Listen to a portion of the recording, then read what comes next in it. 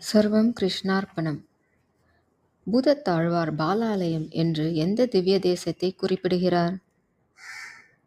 பதில்: 3ஆம் ஆயிரம் பூதத்தாழ்வார் அருளிச் செய்த 2ஆம் திருவந்தாதி 54ஆம் பாசுரம்.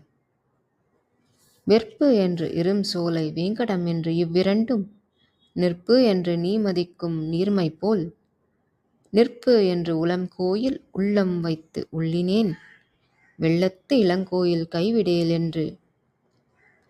இளங்கோயில் என்றால் பாலாலயம். பாலாலயம் செய்த திவ்ய தேசம் திருப்பார்கடல் என்று ஆழ்வார் குறிப்பிடுகிறார்.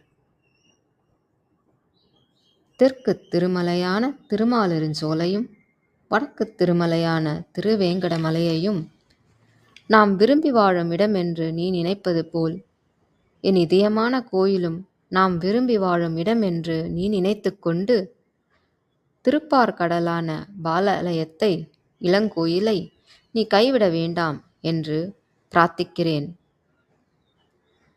ஆழ்வார் தன் உள்ளமாகிய கோயிலை பெருமாள் நிரந்தரமாக தங்கும் இடமாகவும் திருப்பார்கடலை தற்காலிகமாக தங்கும் பாலாலயமாகவும் கருதுகிறார்.